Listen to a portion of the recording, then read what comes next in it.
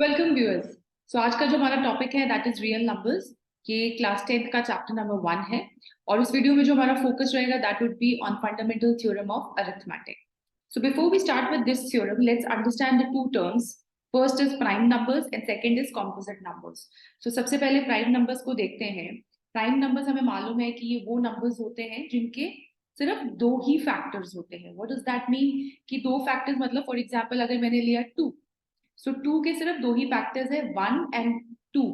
That means 1 and the number itself. So prime numbers are those numbers which have only two factors 1 and the number itself.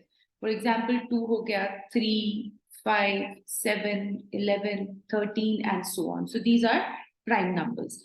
Now what are composite numbers? Composite numbers वो numbers हैं जिनके दो से ज्यादा factors हैं।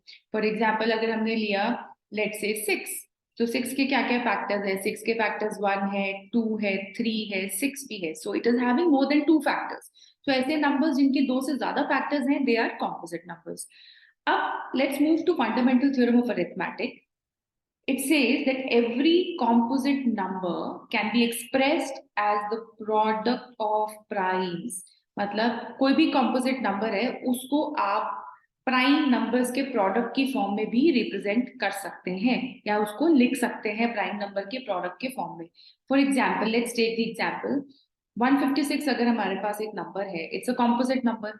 उसके अगर हम फैक्टर्स बनाते हैं तो लेट्स सी क्या हमें प्राइम नंबर्स की फॉर्म में हम 156 को लिख पाएंगे। पहले 156 को हम 2 से स्टार्ट करते हैं डिवाइड करना, विल गेट 78।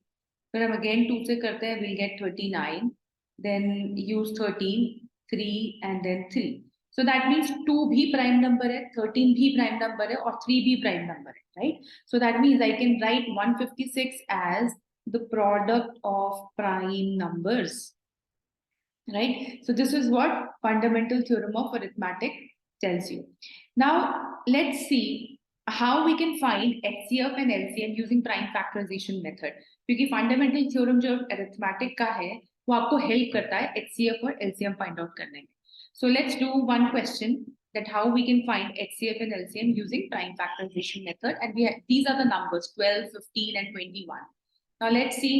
पहले सबसे पहले हम क्या करते हैं, ये मेथड आप पहली पिछले क्लासेस में छोटी क्लासेस में भी कर चुके हैं, 7th 8th। सो उसको क्विकली एक बार रिवाइज कर लेते हैं। This is 12। 12 के जब आप फैक्टर्स बनाएंगे यू विल गेट 2, 2 एंड 3। 15 के जब आप फैक्टर्स बनाएंगे you will get 5 and 3। Then 21 के आप फैक्टर्स बनाते हैं you will get 7 and 3। Now using this method अगर आपके पास आपको एलसीएम फाइंड आउट करना है, सो एलसीएम के लिए what do you do? LCM के लिए आप देखोगे कि कौन सा नंबर्स, वो नंबर जैसे यहाँ पे 2 है, 2 की हाईएस्ट पावर यहाँ पे तीनों में से 2 की जो हाईएस्ट पावर है दैट इज 2। वो सिर्फ 12 के केस में ही है आपके पास 2 नंबर। सो आप इसको यहाँ ले लेंगे 2 की power 2 into what is the next number? Next number is 3। Now 3 is common, so मैंने 3 को एक बार ही ले लिया बिकॉज हाईएस्ट पावर इसमें 1 ही है, राइट? सो हाईएस्ट पावर ले ली। देन 5 है, 5 को ले लेंगे एंड 7 को ले लेंगे, right? So when you will multiply these numbers 4 times, 3 times, 5 times 7 you will get 420. So ये आपका LCM आ गया। Now what will be the HCF then? HCF के लिए हम देखते हैं कि कॉमन फैक्टर कौन सा है इन तीनों के अंदर। कॉमन फैक्टर आप देख रहे हो, कॉमन फैक्टर है 3। तो जो भी 3 की लोएस्ट पावर है इस केस में विच इज 1, सो तीनों में सेम है। सो दैट मीन्स HCF आपका क्या हो गया? 3। सो HCF is 3 and your LCM for this number is 420.